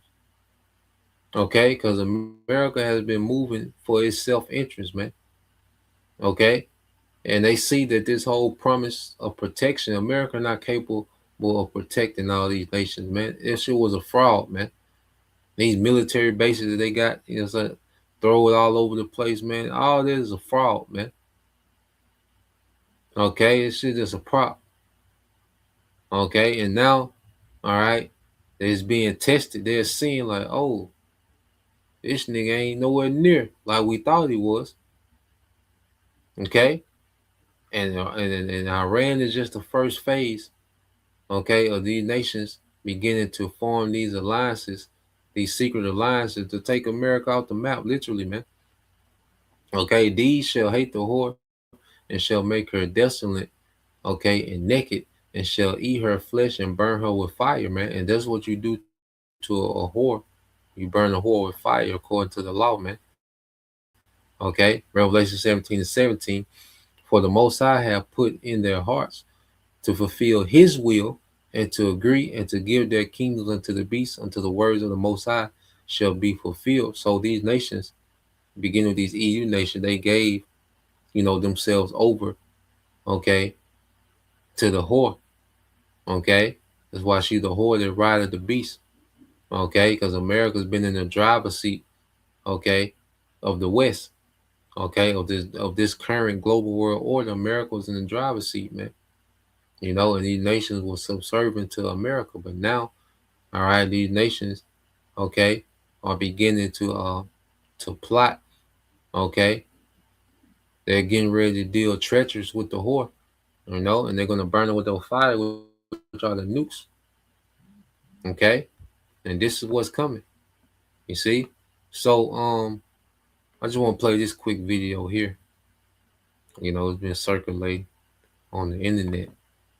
Okay, so this is a little quick AI video that Iran made a message to the West. Okay, let's see.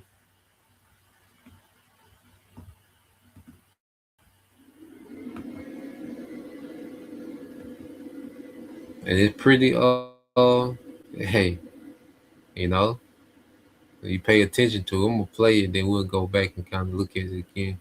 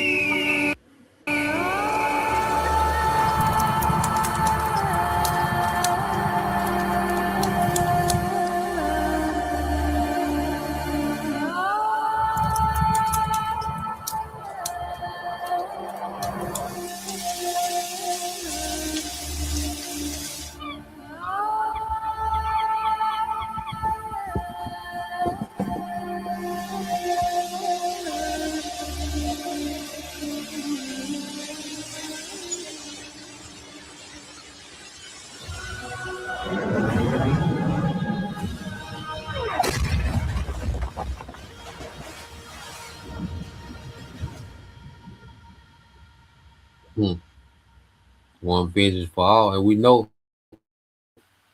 that the spirit of the Lord is in everything. Okay, real quick, my brother can put Wisdom Solomon 12 and 1. Bible Shah, you know, and also Isaiah 34, verses 5 and 6. Okay. Because remember, this is Operation True Promise. You know, the Lord is just using these nations as a part of his vengeance, because the ultimate vengeance is the return of Yahweh Shah. Okay, that's the ultimate vengeance. Okay, but we're in the beginning phase of the Lord taking vengeance. Okay, on the whore, man. Okay, because when you play it, it starts off. You see what it's.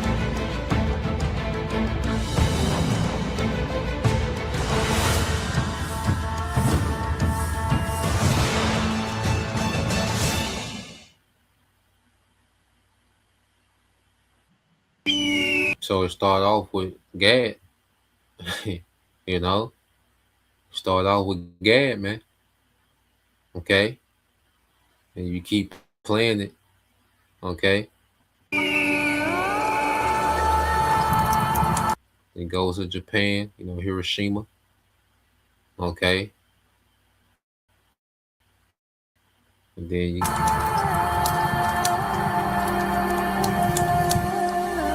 it goes to Vietnam. America invaded Vietnam. And it's pretty much going to all the wickedness of America, man. Throughout the earth, man. But it began with Gad. Okay, the tribes. All right, the northern tribes, man. And there's so much more, but I thought it was, the spirit. It started off with Gad. Okay. Then you got Vietnam.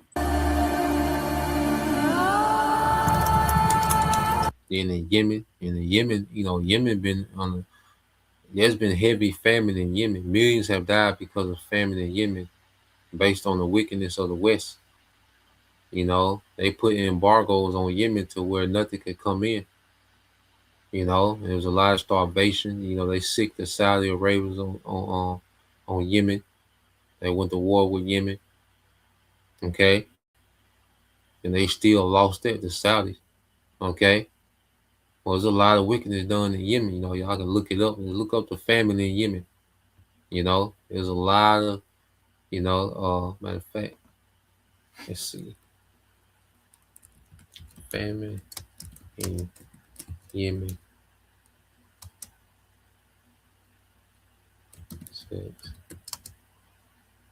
2016.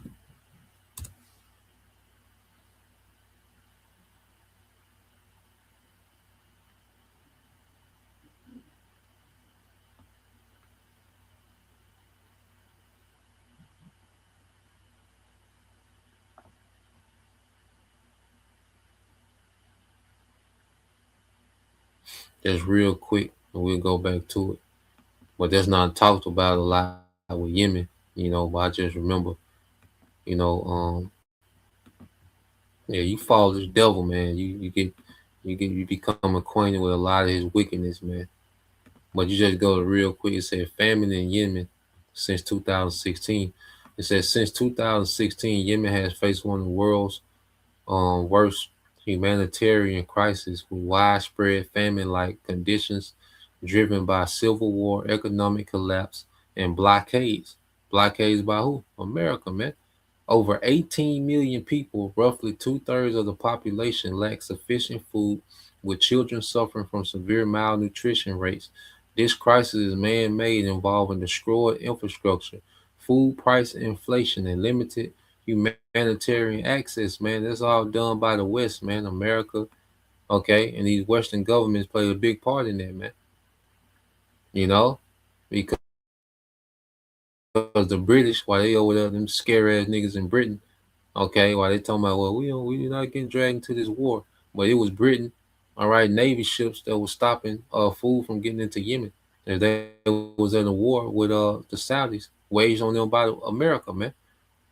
Okay, it says as of 2025, more than 18 million people in Yemen lack sufficient food. Nearly 40% of the population experiences extreme hunger, and malnutrition rates among women and children are among the highest in the world. Okay, and these are things that's not talked about like that. Okay, and they talking about it's man-made. Niggas, Esau made. So it's man-made. Nigga, Esau did that. Okay. But these niggas launching $12 million missiles, man. The damn devil. But that's why he's gonna go down by missiles, man. Okay. We'll just go back to this real quick. Okay, so you got Yemen.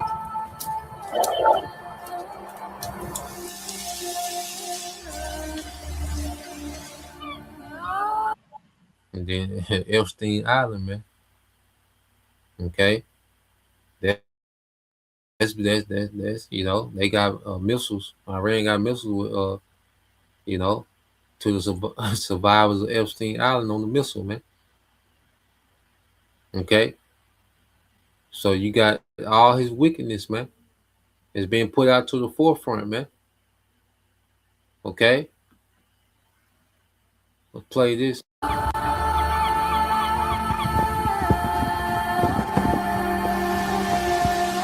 All right, General Qasem Soleimani and guess who? And guess who ordered the strike on him? Trump. They ain't forgot. Okay. Nah, man, this different this time. Okay, this different this time, man. And you Americans, hey, you get ready. Okay, you American civilians, American military, you can get ready, man. You small hats. Okay.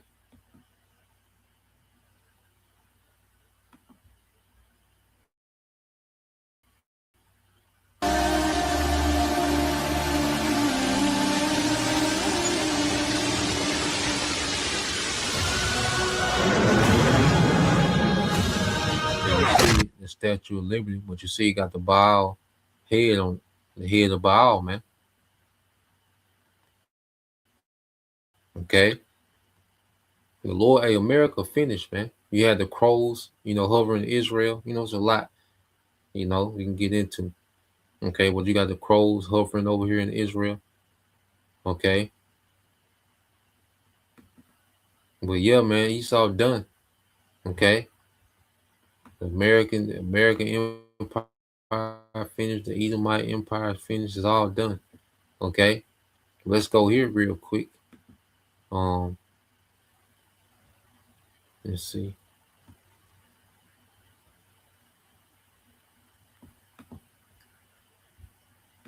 Because when you fight for American military, this is what you're fighting for. All right, let's play this. So we're at war with Iran right now, and it's pretty contained for the moment, emphasis on the moment. But that's probably going to change tonight as U.S. air assets get involved over the Iranian battle space. I just want to make a video for you to send to anyone who's a veteran or currently in the military who's really banging the war drums. The United States is the greatest threat to world peace, global stability, and is the most lawless nation on earth. I'm fourth-generation Army. I grew up in the whole arsenal of democracy propaganda. I was in a special operations unit during Obama's Afghanistan surge while we were propping up pedophilic narco warlords in Kandahar and Helmand as part of a nation building exercise. What that means is the government takes all your tax money and gives it to private contractors to prop up a government that nobody wants. If you are in the military right now, just know that you are not serving your country. You are not fighting for freedom or democracy. You are fighting for about 1,000 odd child trafficking, parasitically wealthy billionaires who do not believe in countries or nation states in the same way that you do. They believe they are above that peasant stuff. You think little Marco Rubio is in charge? You think dumbass Pete Hegseth is actually in charge of the Department of War? The person who's running the Department of War is the private equity billionaire deputy director Steve Feinberg, who has never served in the military, but who was the head of DynCorp International, a private military contractor until 2020. You are fighting to make rich men who view you with utter contempt even richer. It's 2026, y'all. It's time to grow up. Every imperial war we fight is a war on the global working class, of which you are a part. These billionaire MFers don't believe in international boundaries when having class consciousness, so why do you? What's happening right now will further immiserate your material conditions, and you have more in common with your average Iranian than you ever will with the pedos you're fighting for. Again, you are not fighting for America or a democracy. You're fighting for inhumanly rich child cannibals, essentially, who think you are cattle. So have fun with that. It's a difficult process to de-propagandize, but I have faith in you, and I believe you can do it. So real quick, let's just get a few of these last precepts. Let's go here. All right, this is the brother GMS Tyler, the doctor. All right, Yahweh 144K. It says Wisdom of Solomon 12:1. For thine incorruptible spirit is in all things. So the Lord, you got to understand, everything is to the Lord's disposal when it comes to getting vengeance. So he can use another nation. All right, he can use natural disasters. It's all the Lord's incorruptible spirit is in everything. So we're seeing the Lord get at Esau, man. And Esau, in the midst of all this, he has to try to pull off this new world order. Okay. So the devil, he's gonna have to do something drastic, man. This is the brother I not GMS all in 144. Isaiah 34:4 says, and the host of heavens shall be dissolved, and the heavens shall be rolled as a scroll, and all the hosts shall fall down. Yeah, that's all the militaries of the earth gonna be destroyed. These nuclear missiles going to be going off. Okay, America just going to be getting hit back to back to back. Okay, until it's destroyed, man. Okay, that's what's up. That's what's in the making for America, man. Okay, and nuclear back to back. Okay, missile after missile, man. Okay, and it says, as the leaf falling from the vine, as the falling fig from the fig tree, that's gonna be those missiles. Okay, falling. Okay, on America, man. It says, for my sword shall be bathed in heaven. Okay, and it's going into the atmosphere, because you seen that missile on the video. You know, it re-entered the atmosphere, and when it went through the clouds, it was in America, man. And that's how it's going to be. These missiles are going to leave from all these other nations, go into the atmosphere, and when they come back, they all going to be over America, man. When they come back into the atmosphere, when they re-enter the atmosphere, they're going to be over America. Okay? For my sword shall be bathed in heaven. Behold, it shall come down upon Idumea, upon my people, all right, upon the people of my curse to judgment, which is, all right, Esau, Idumea, man. Okay? Mainly here, what? In America.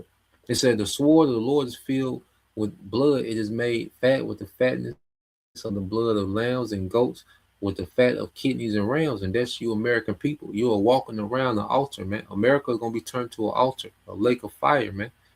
Okay? And you people are going to be the sacrifices, man.